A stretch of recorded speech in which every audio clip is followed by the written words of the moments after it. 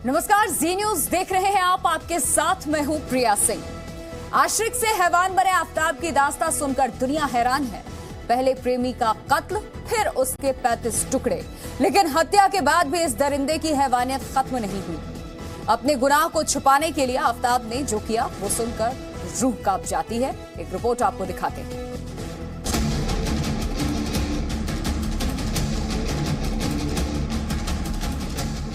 आफ्ताब पूनावाला, वो नाम जिसे आज देश भर के लोग हिकारत की नजरों से देखते हैं। लेकिन क्या आपको मालूम है कि इस आफ्ताब के दिल में कितनी नफरत भरी थी? नफरत उसके लिए जो उसे बेइंतहा प्यार करती थी। नफरत उस श्रद्धा के लिए जिसने अपने प्यार के लिए माँ बाप को भी छोड़ दिया था। लेकिन उसी प्यार ने हैवानियत की ऐसी हद पार की कि सबसे भरोसे वाला रिश्ता तार तार हो गया। फिर जो आफ्ताब ने दरिंदगी दिखाई वो आज देश के सामने है।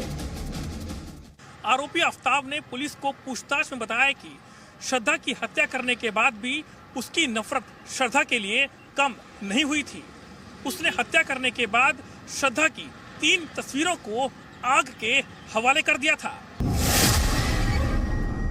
ये श्रद्धा के उत्तराखंड टूर का वीडियो रील है और इसी टूर पर श्रद्धा ने 2 खूबसूरत फोटो खिंचवाए थे। लेकिन 18 मई को श्रद्धा का मर्डर करने के बाद 23 मई को आफ्ताब ने श्रद्धा की दोनों फोटो जला दी। दोनों ही श्रद्धा की सिंगल तस्वीरें थी।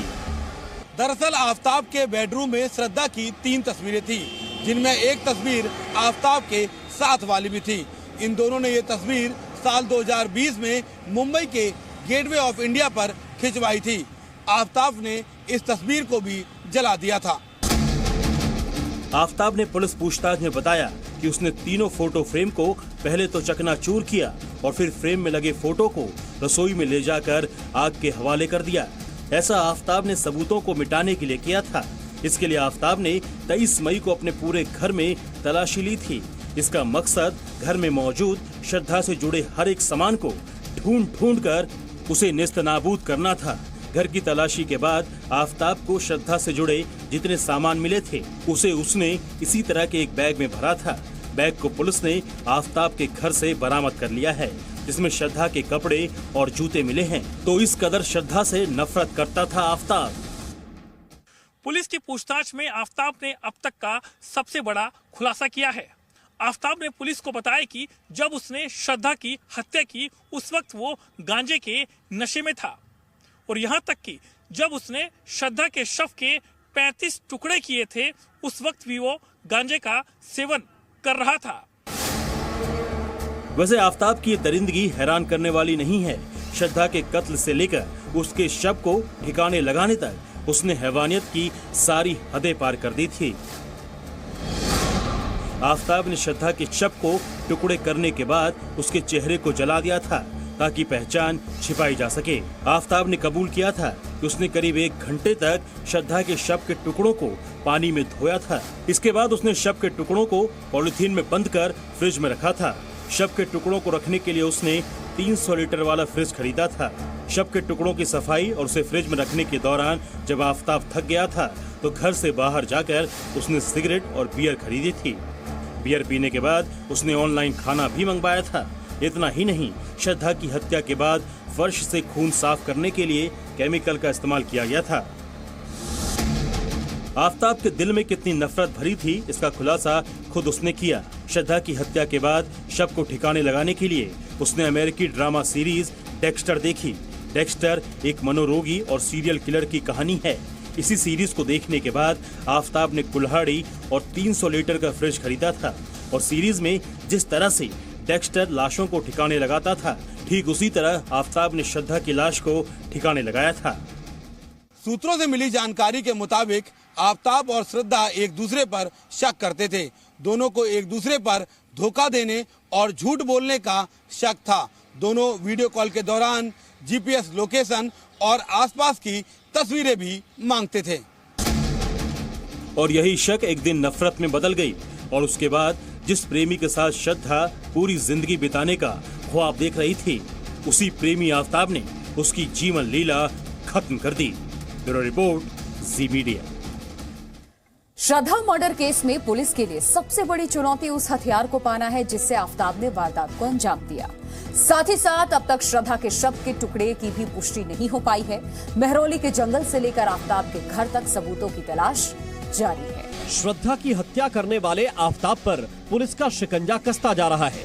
आफताब के घर से श्रद्धा के सामानों का बैग मिलने और आफताब की वो तस्वीरें सामने आने के बाद जिसमें वो बैग लेकर शवों के टुकड़े फेंकने जा रहा था। पुलिस आज दिल्ली के छतरपुर पहाड़ी इलाके में आफताब के घर पहुंची, क्राइम सीन रिक्रिएट करने के लिए। भारी सुरक्षा के बीच पुलिस आफताब को लेकर उसके घर पहुंची और ये पता लगाने की कोशिश की कि श्रद्धा की हत्या कैसे की गई, उसके बाद कैसे उसके शरीर के 35 टुकड़े किए गए और फिर उन्हें कहां रखा गया। जिस तरीके से दिल्ली पुलिस की जो टीमें हैं, दिल्ली के अलावा जो अन्य राज्य हैं जिसमें हिमाचल, उत्तराखंड, मुंबई और गुरुग्राम में अलग अलग टीमें जो हैं लगातार काम कर रही हैं, वहां से जो दिल्ली पुलिस की टीम को जो लीड मिली है, इनपुट मिले हैं, तमाम जो एविडेंस वहां से मिले हैं, वहां जो श्रद्धा के दोस्त हैं उनके जब स्टेटमेंट लिए गए, उनसे जो जानकारी मिली है, उसके बाद में ही पुलिस जो है फिर से एक बार जो है यहाँ पर इन्वेस्टिगेशन करने के लिए पहुंची है। इसी आधार पर पुलिस आफताब के खिलाफ सबूत जुटाएगी। आफताब के घर पर जांच पड़ताल के लिए पहुंची पुलिस टीम काले रंग के 2 थैले भी अपने साथ लेकर गई। यहाँ पर एफएसएल के ये सारी टीम के लोग हैं जो कि जांच करने के लिए पहुंचे थे आरोपी आफताब के घर से निकलते हुए। और इसमें सर क्या मिला अंदर से, सर क्या मिला अंदर से, तो देख सकते हैं इस पूरे मामले में जांच करते हुए और तमाम जो सबूत हैं उसको इकट्ठा करते हुए ये टीम अब जो है आगे की तरफ अपने जो इनके वाहन खड़े हैं वहां की तरफ जा रही है। आफताब के घर से महरौली के जंगल तक के करीब 500 सीसीटीवी कैमरों की जांच पुलिस कर रही है। वहीं आज छठे दिन दिल्ली पुलिस के जवानों ने महरौली के जंगलों में शवों के टुकड़ों की तलाश जारी रखी। पुलिस के मुताबिक छतरपुर पहाड़ी इलाके से महरौली का जंगल बेहद नजदीक है। ऐसे में इस बात की ज्यादा आशंका है कि आफताब ने श्रद्धा के शव के ज्यादातर टुकड़ों को महरौली के जंगल में ही ठिकाने लगाया होगा। इसी वजह से पुलिस लगातार महरौली के जंगल में खोजबीन कर रही है। पुलिस मैदानगढ़ी में एक तालाब को भी खाली करा रही है। पुलिस को इस तालाब में शव के टुकड़े फेंके जाने की आशंका है। आज सुबह से ही जो दिल्ली पुलिस की टीम है वो नगर निगम की पंपिंग जो मशीन्स हैं उनको लेके यहाँ पे पहुंची थी और सुबह से ही ये तालाब है मैदानगढ़ी का मडेडू ये तालाब कहा जाता है, इस तालाब का पानी निकालने की कवायद लगातार चल रही थी। हालांकि अगर सूत्रों की अगर बात माने तो 2 दिन से दिल्ली पुलिस जो है वो आफताब को लेकर शाम के वक्त यहाँ पे आ रही थी और ये भी कहा जा रहा है कि आफताब ने पुलिस को बताया है कि उसने श्रद्धा का सर काट के इसी तालाब में फेंका हुआ है, जिसके बाद पुलिस जो है वो आज सुबह से ही यहाँ पर जो पानी खाली करवाने का अभियान चला रही थी। इस बीच दिल्ली पुलिस को जांच में एक और अहम कामयाबी मिली है।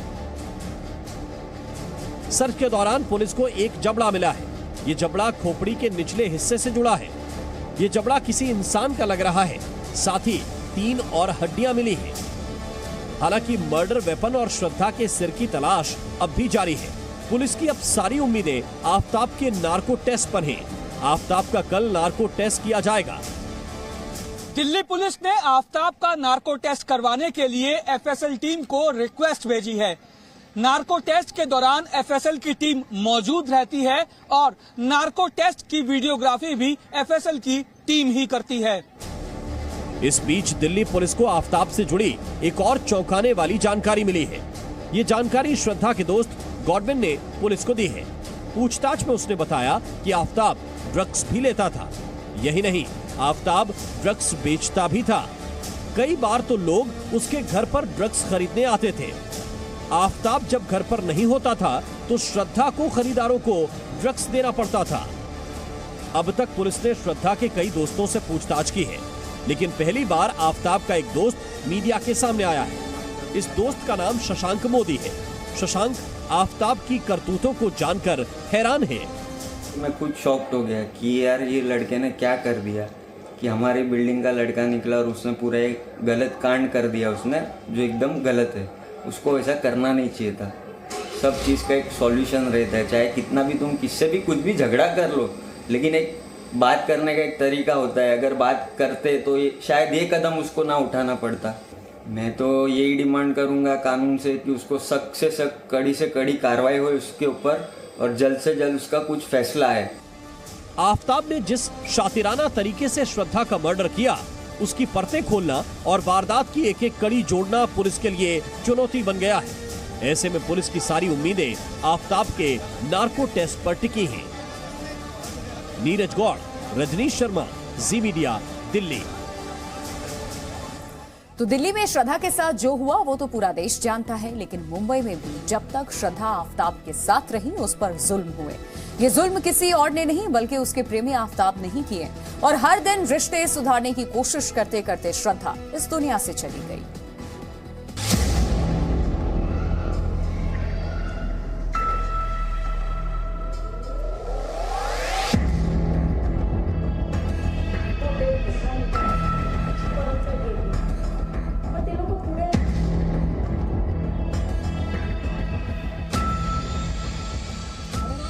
श्रद्धा मर्डर केस की जांच कई राज्यों में चल रही है।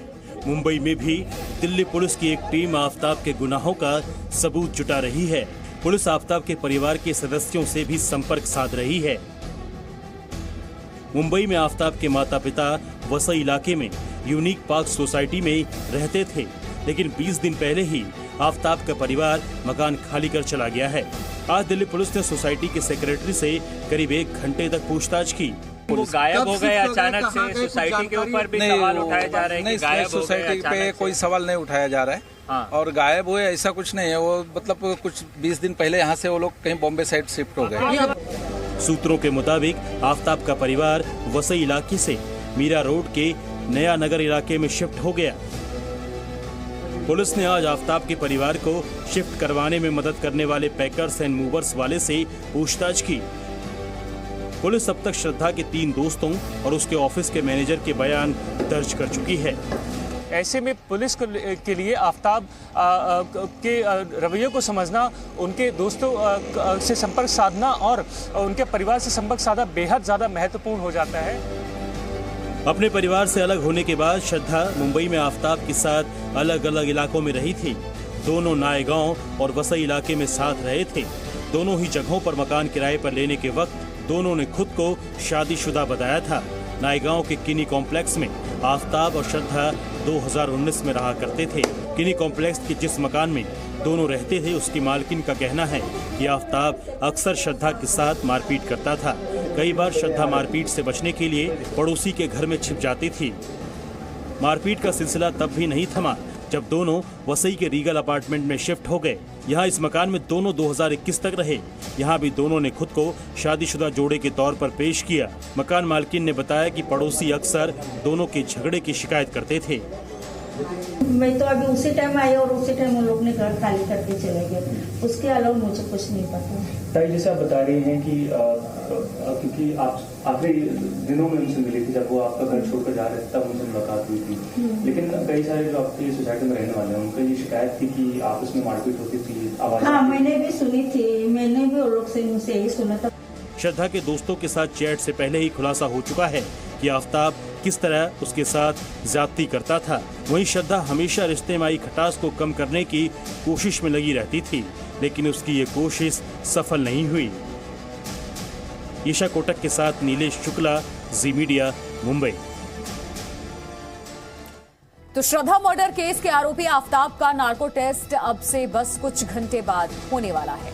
नार्को टेस्ट में दिल्ली पुलिस आफताब से कई सवाल करेगी, जिससे मर्डर केस के कई राज खुल सकते हैं।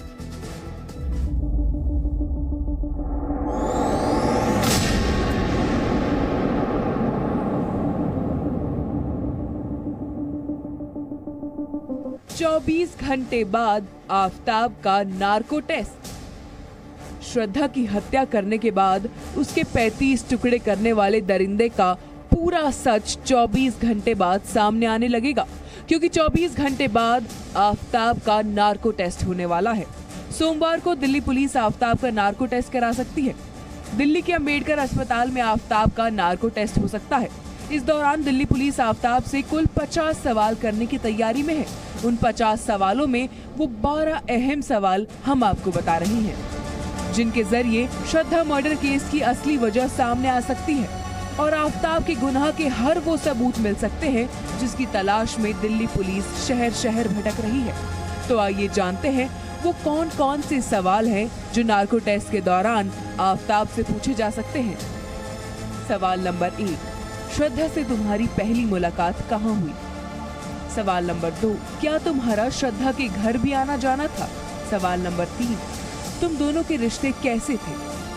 सवाल नंबर 4, तुम दोनों कब से एक साथ रह रहे थे? सवाल नंबर 5, क्या श्रद्धा के घर वाले तुम दोनों के रिश्ते से खुश थे? सवाल नंबर 6, मुंबई से निकलकर सबसे पहले कहाँ गए? सवाल नंबर 7, क्या तुमने मुंबई में नवंबर 2020 में श्रद्धा के साथ मारपीट की थी? सवाल नंबर 8, दिल्ली कब पहुँचे और दिल्ली में कहाँ कहाँ रहे? सवाल नंबर 9, 18 मई को क्या हुआ था? सवाल नंबर 10, श्रद्धा की हत्या कैसे की? सवाल नंबर 11, श्रद्धा के कत्ल के बाद क्या तुम घर पर दूसरी लड़कियों को भी लाते थे? सवाल नंबर 12, क्या तुमने श्रद्धा की हत्या की प्लानिंग कुछ दिन पहले ही कर ली थी या अचानक गुस्से में उसकी जान ले ली? इन्हीं सवालों के जवाब में श्रद्धा मर्डर केस के पहले और बाद की तमाम कड़ियां जुड़ने की उम्मीद जताई जा रही है। श्रद्धा मर्डर केस में जांच का दायरा 5 राज्यों तक पहुंच गया है।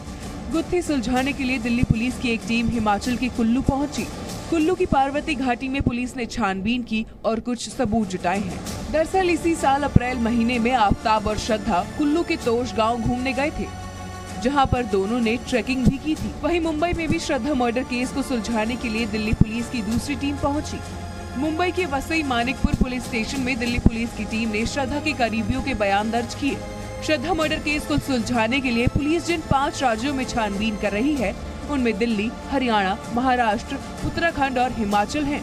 इन्हीं 5 राज्यों के अलग अलग शहरों में दिल्ली पुलिस की टीम लगातार पड़ताल कर रही है। दिल्ली से रजनीश शर्मा और नीरज गौड़ के साथ ब्यूरो रिपोर्ट, जी मीडिया।